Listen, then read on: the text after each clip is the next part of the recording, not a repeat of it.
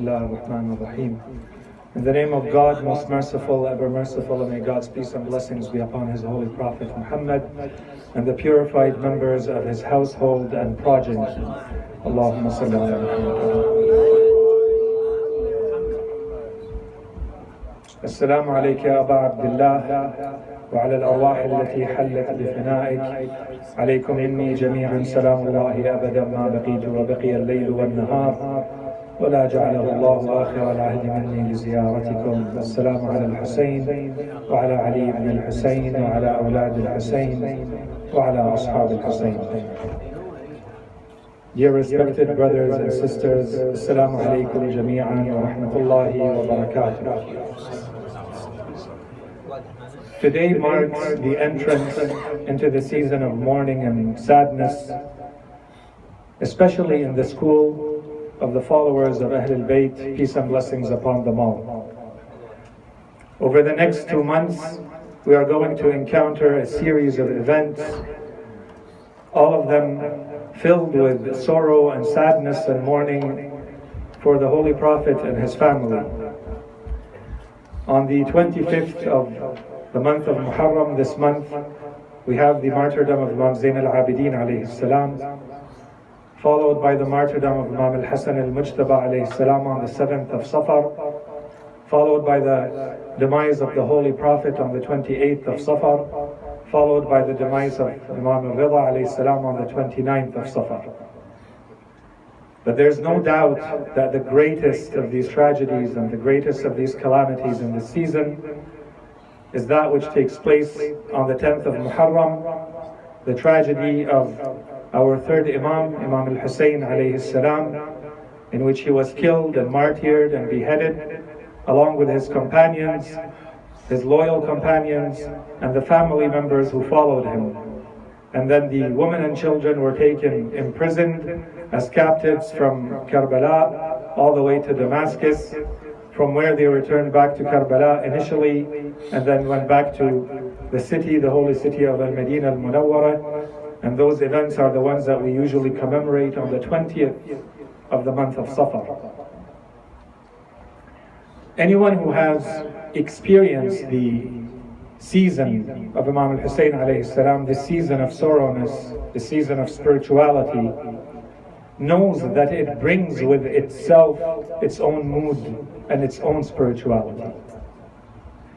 We wait for it, and when it comes with its own spirituality and its own sorrow, its own mood of mourning.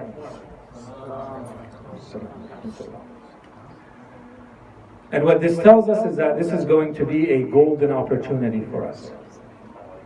This is going to be an opportunity for us for self-improvement and self-purification. But that's exactly what it is. It's just an opportunity. By definition, an opportunity is a set of circumstances that render something possible. And in this case, the circumstance is a very short amount of time. In reality, it's about 10 days and 10 nights, where we have this opportunity for self-purification and self-improvement. If we look at the normal state of human beings in generally human beings are not always in a state of readiness and preparedness for whatever they're about to embark on. Human beings need to prepare. If they want to do something fully, if they want to benefit fully from whatever they're doing, whatever activity it may be, they need to prepare themselves, no matter what the activity is.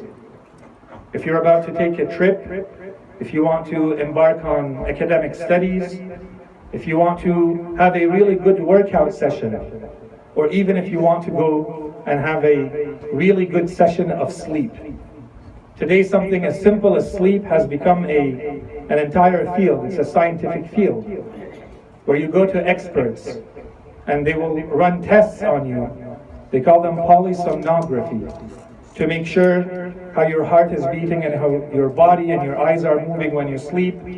And then they'll tell you what to eat and what not to eat, so that you maximize the benefit from the time that you're sleeping. Something as simple as sleep requires readiness, requires preparation.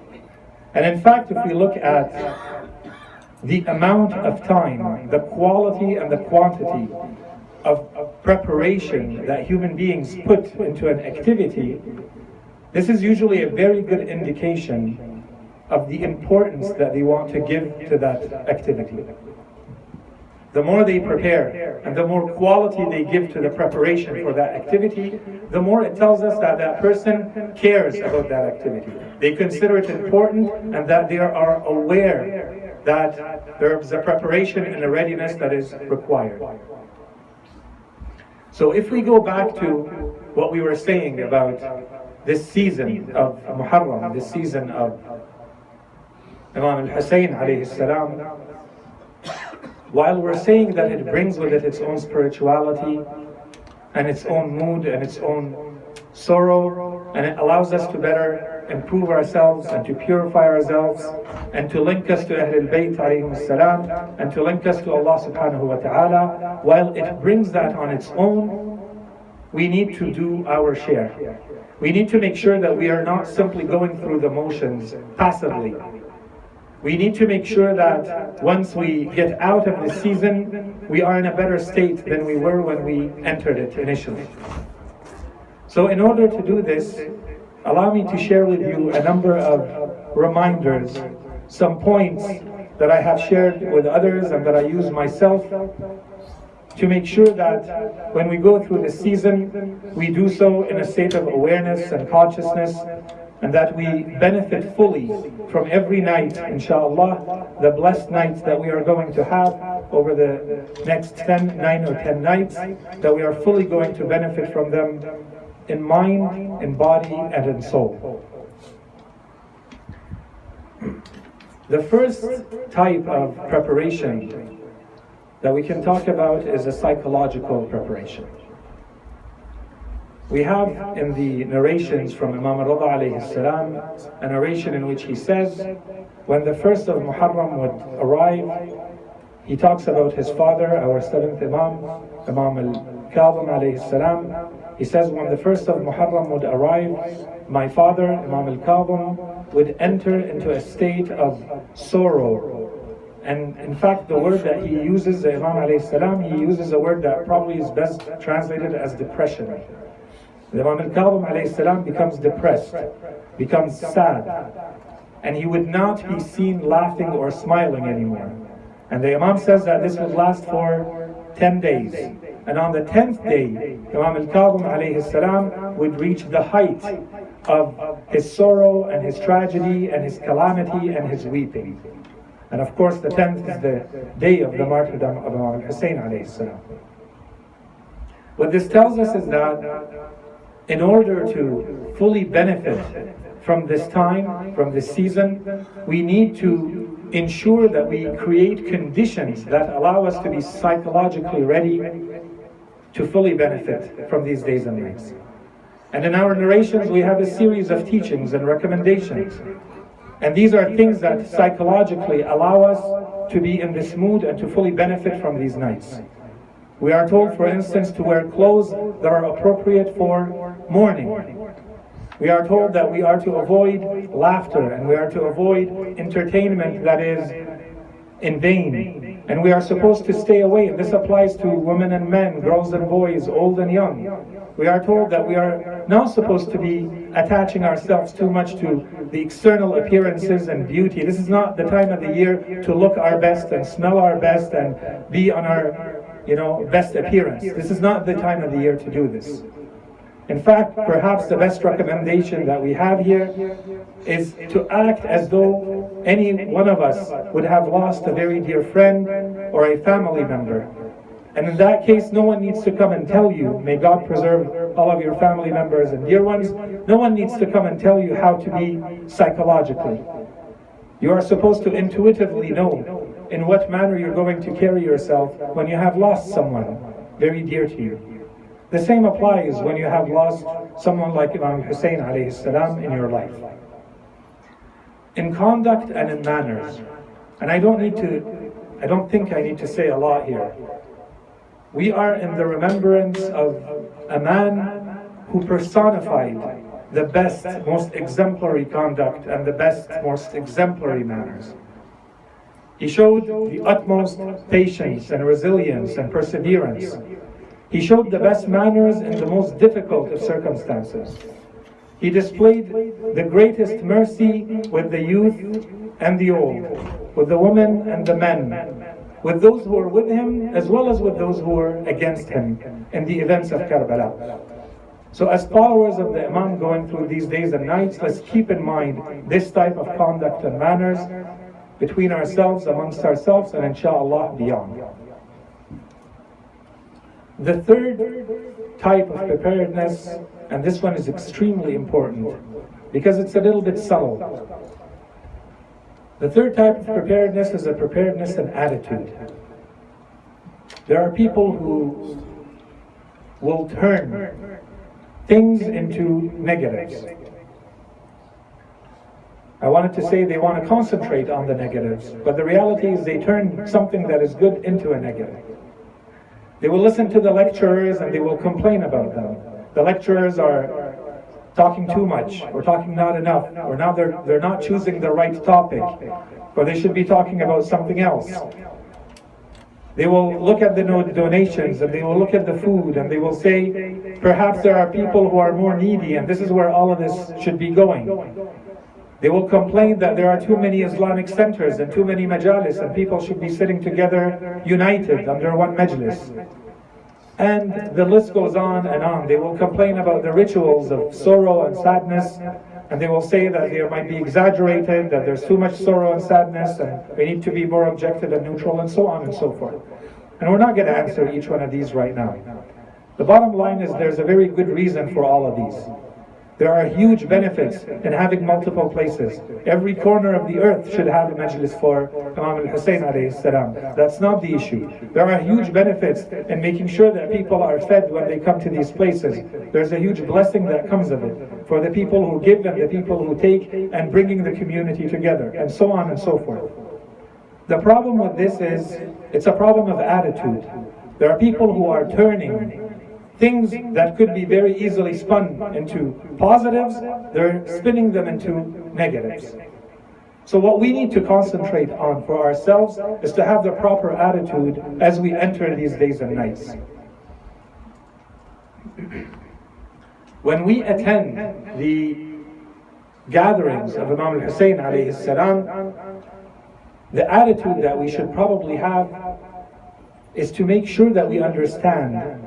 And this is something we have to force ourselves to sit in psychologically, in this attitude, as though everything that is being said is directly addressed at us. But when we hear it, we cannot be passive about it. We have to play a role of a participant in what we are hearing, as though we know that we have a certain spiritual need. And we look for anything, for every word, from every speaker, in every event, in every activity. We look for something that's going to be the remedy to our need. And my need and yours are not the same. I know what I need, and you know what you need. And the attitude is simply one where you have to look at what is being said and take it, and take from it what you would need for your own need. And this is an attitude. This is not that the person is giving you exactly what you need or not. Someone may go to the doctor because they feel they're ill, they have an issue, they have a problem, an illness. If you're going to the doctor and you're in that state of neediness, I don't think anyone would consider your visit to the doctor very successful if you decide to go to the doctor knowing that this is where your remedy is supposed to be. And instead of listening to the doctor, you go in, you sit around for a little while, you look at others, you try to guess what's wrong with them, you might talk to a couple of people, and then you leave. You haven't accomplished the goal here. If we are attending these gatherings, if we're attending these places, it's because we believe that there's a dosage of treatment that we're going to get. But this requires our participation actively in what we're receiving. We have to be constantly on the lookout. Where am I going to get the maximum benefit? Which word is going to impact me and transform my life? The next dimension of our preparedness is the spiritual preparedness. Perhaps the most important point here is to emphasize two themes. The first one is the removal of barriers, and the second one, sincerity. I have to make sure that I'm spiritually in a state where I have not put barriers that prevent me from getting the benefits of these days and nights. I ask myself, Allah subhanahu wa ta'ala has created me for what purpose? What's the point of my existence? And without going into too much detail, the bottom line is Allah subhanahu wa ta'ala has created us to be the best servants we can to Him. That's the bottom line. I have to reach a state where in my heart of hearts, I actually feel that I am a servant of Allah subhanahu wa ta'ala. And I have to feel, and this is the next level, I have to feel that I am worthy of being a servant of Allah. That Allah accepts my servitude to Him. I'm that kind of servant. So I have to start from the beginning, and I have to look at my relationship with Allah subhanahu wa ta'ala. Is it a proper relationship, or is it damaged? If it's damaged, and I think all of us have to say that there is some damage, none of us are infallible, then we start by asking Allah subhanahu wa ta'ala's forgiveness, and then we identify the issues. If I haven't prayed for 2 years, I'm obviously not going to catch up in 10 nights. But I can make a plan in 10 nights. And I can make a schedule and make a decision and decide that within 2 years, first of all, I will be praying on time from now on. And secondly, that I will be caught up on all my prayers that I have missed. I fix my relationship with Allah subhanahu wa ta'ala. That's layer one. I ask for His forgiveness and I deal with the issues. I identify the issues and I deal with them so that I remove the barriers. And then secondly, I deal with my issues and my relationships with other people, because those affect my relationship with Allah subhanahu wa ta'ala. Is my relationship with my spouse Islamic? Is my relationship with my parents Islamic? Is my relationship with my children Islamic? Is my relationship with my brothers and sisters in the community Islamic or not? If there are gaps, I identify them and I work on them. And then I have removed this barrier and I'm on my way to sincerity towards Allah subhanahu wa ta'ala. And then there's a sincerity towards the person for whom we're gathering. A sincerity towards Imam al-Hussein alayhi salam. I have to be conscious of the fact that when I'm attending, the reason for attending is not to eat a little bit of food. And the reason for attending is not to see a really dear friend or to socialize with people I haven't seen in a while. Those have their own benefits, but that's not the reason I'm attending. The reason I'm attending is because I have true, deep love towards Imam al-Hussein alayhi salam. It's a symbolic act, and I'm aware of what I'm doing when I'm attending. Now, the sincerity becomes towards Allah subhanahu wa ta'ala and Imam al-Hussein alayhi salam. It removes the barriers and it creates the spirituality I need to fully benefit from these types of events and these days and nights. The next couple of points, very quickly, have to do with something we've talked about in the past, so I'm not going to dwell on the point, but it's this dual role that we're supposed to have as a relationship with Imam al-Hussein alayhi salam and the events of Karbala. This duality between reason and emotion, between having a rational relationship with the Imam and understanding in depth in an analytical, strategic manner what happened, while at the same time having an emotional link, a deep, heart-seated link with the Imam. So the next points have to do with this. The first one, and this our scholars refer to this as al-ibra and al-abra, being able to extract the lessons and also being able to shed the tear. If we move to the physical preparedness, there is no doubt that in our religion, the tear, any tear, for the sake of Allah subhanahu wa ta'ala is considered sacred. And if we go to the narrations that talk about the tear that is spilled, that we pour for the sake of Imam al-Hussein alayhi salam, there is an insistence about its holiness. For the person who cries, for the person who attempts to cry, and for the person who makes others cry on behalf and for the tragedies of Ahlul Bayt, and especially Imam al-Hussein alayhi salam. And this is not only something that we notice at a theoretical level of the narrations, we see it in the conduct of Ahlul Bayt alayhim salam. The Holy Prophet says that there is in the heart of the true believers, of the mu'min, not the Muslim, he says of the mu'min, there is a heat in the heart of the believers for the martyrdom of Imam al-Hussein alayhi salam that will never cool down. And we have a narration from Imam al-Rida alayhi salam in which he says, the day of Hussein has created ulcers in our eyelids. And the day of Hussein has created ulcers in our eyelids and spilled our tears and degraded our nobility on the land of Karbala, or Karbin wa Bala, on the land of tribulation and distress. In another narration, when Rayyan ibn Shabib enters on the 1st of Muharram to visit Imam al-Rida alayhi salam, as soon as the Imam sees him, he tells him, O son of Shabib, if you are ever going to cry about anything, then cry for al-Hussein, son of Ali, for he was beheaded like the beheading of sheep.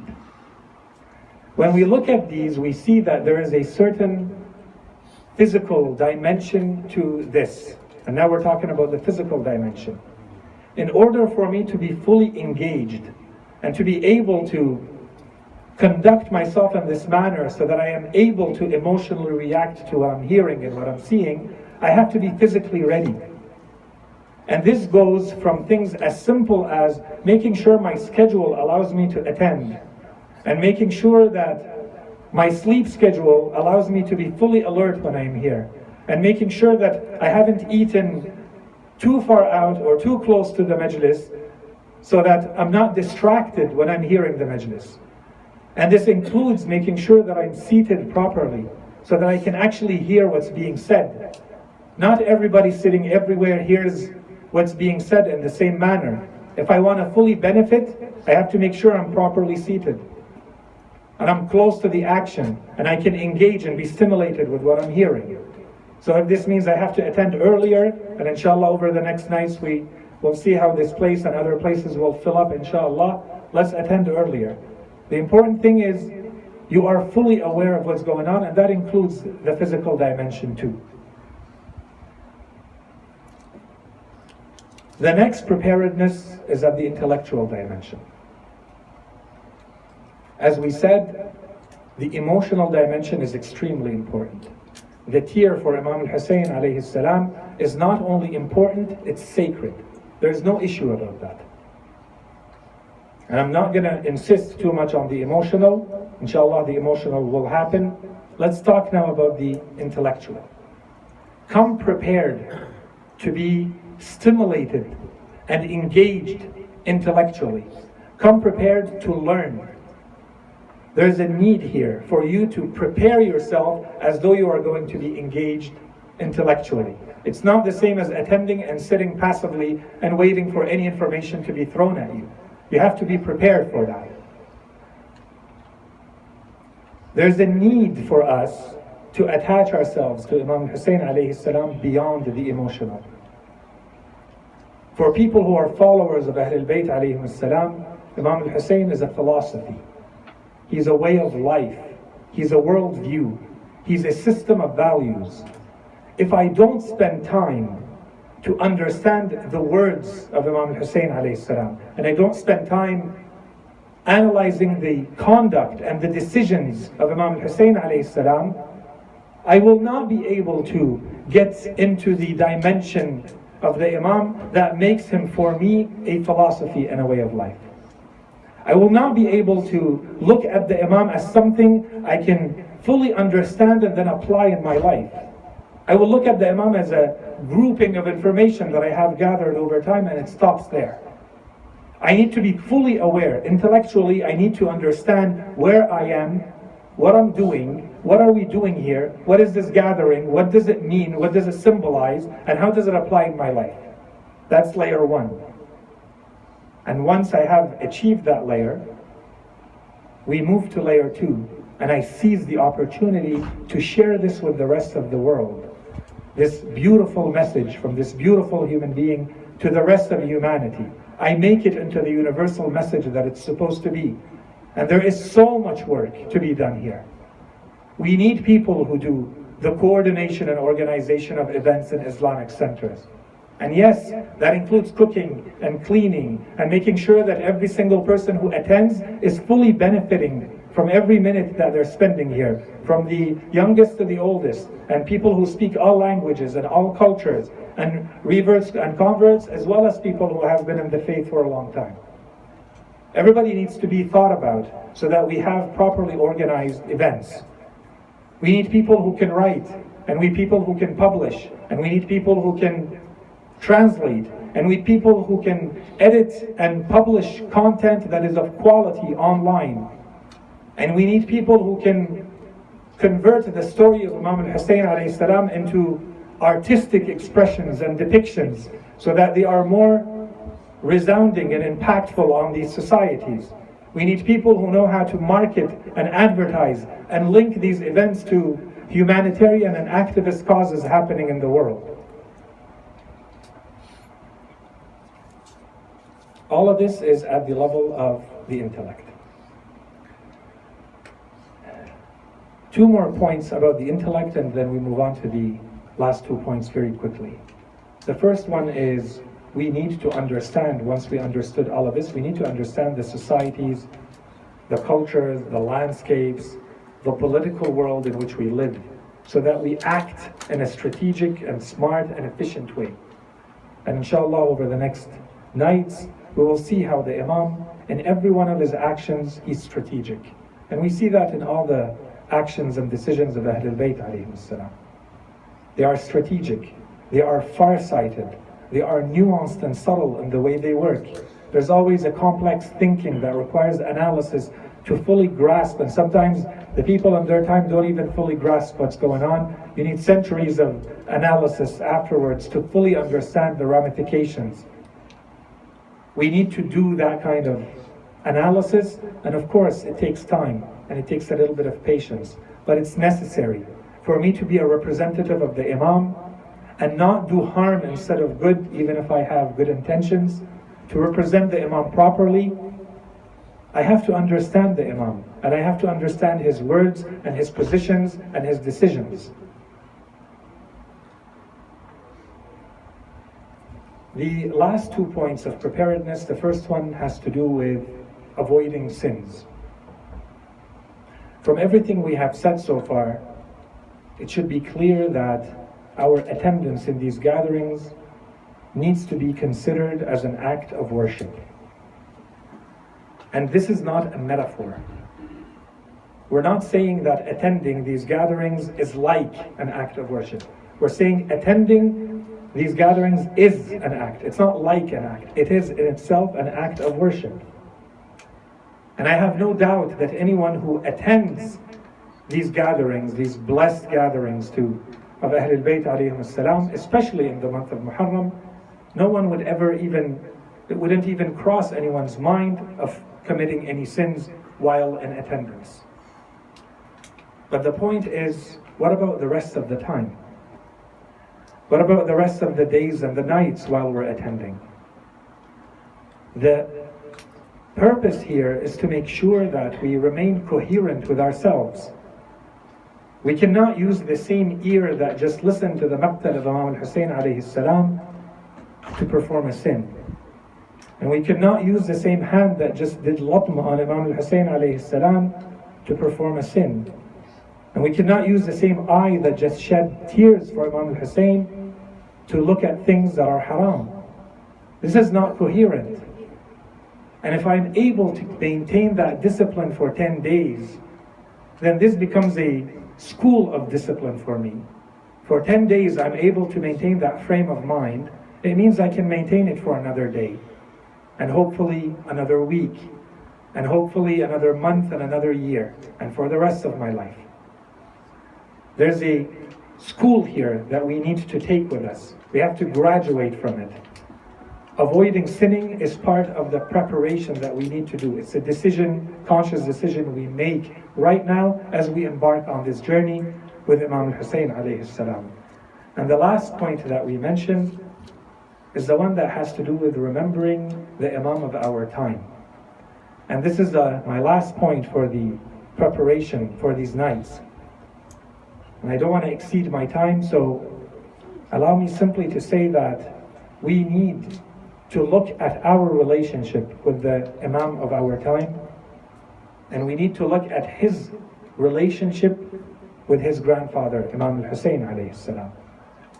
And there's so much to say here, and we don't have time to even get into this topic, but perhaps we get a glimpse from it when we read the words of Imam al-Mahdi ajalallah faraja, when he talks to his grandfather, Imam al-Hussein alayhi salam, in Ziyarat al-Nahiyya al-Muqaddasa, in which he tells his grandfather, Imam al-Hussein alayhi salam, if the centuries have pushed me far away from you, and the circumstances have prevented me from being one of your supporters, and I have not been able to show enmity towards those who were your enemies, and I have not been able to fight against those whose hearts were filled with hatred towards you, then I shall weep for you morning and evening, and I shall weep blood instead of tears for you. We ask Allah subhanahu wa ta'ala to bless us and guide us and accept our deeds, so that we may fully benefit in mind, in body, and in soul from the holy days and nights awaiting us. Assalamu ala al-Hussein wa ala Ali ibn al-Hussein wa ala awlad al-Hussein wa ala ashab al-Hussein wa sallallahu ala Sayyidina Muhammadin wa ala alihi at-tayyibin at-tahirin.